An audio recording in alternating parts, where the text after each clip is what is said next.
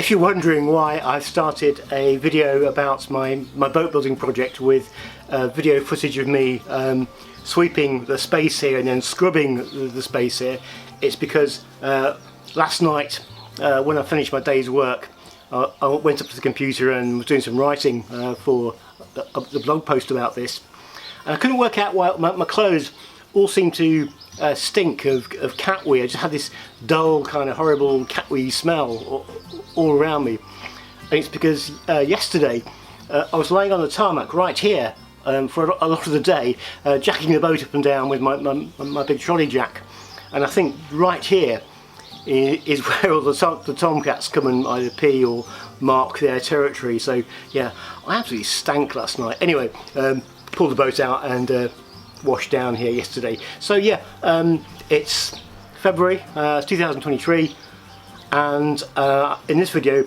I'm just going to talk about setting up the boat onto the trailer for the first time, because it's quite technical.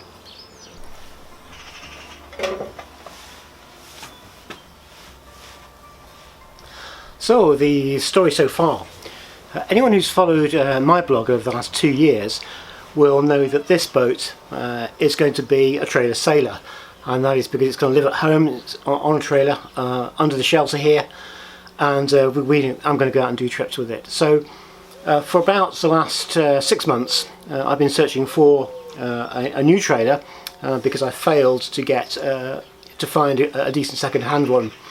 And also getting a new one meant that it was going to be a trailer that would be compliant for going to Europe with, because it does seem that there's a lot of regulations over there that require you to have a compliance certificate and other rules and regs about training in Europe. Anyway, so in the end I decided to go to a company in England called Extreme Trailers.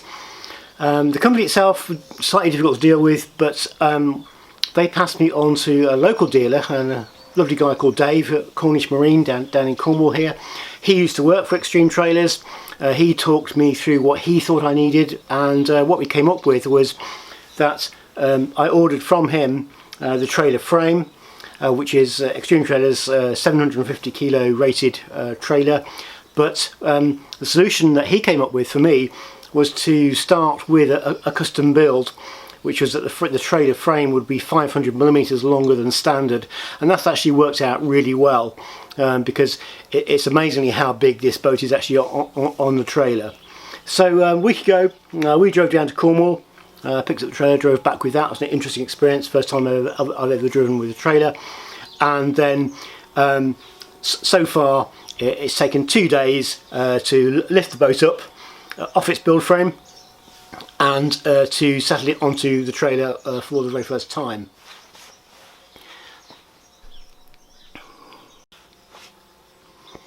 So it's very obvious that there's kind of 3 or 4 things here that we have to consider. One is that the trailer has to be strong enough to take the weight of the trailer. It's quite a heavy boat. It's also quite a long boat. It's 17 foot long by 6 foot wide. So that determines the actual size of the trailer, and then individually what I have to do is to balance the trailer fore and aft so that there is a reasonable amount of weight on the tow hitch. That's about 10% of the total weight of the boat and trailer, and then obviously I've got to stabilise the boat on the trailer, and obviously then fasten it down.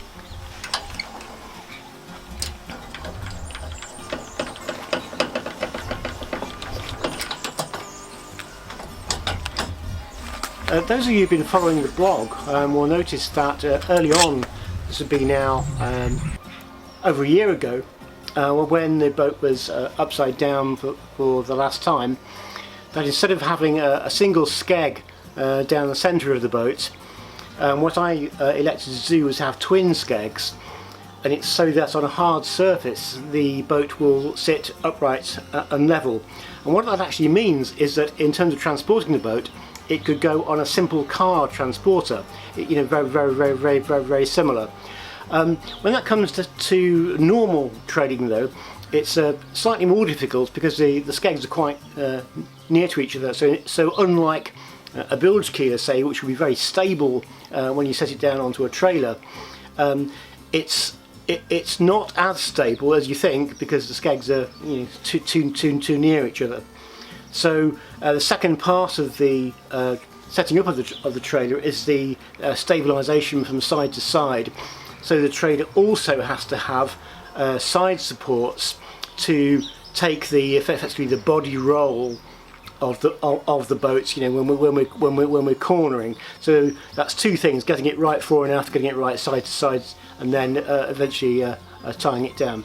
So this is a little photo tour of the work so far, and an explanation of what I've done so far, and what I need to do next. It's not finished yet.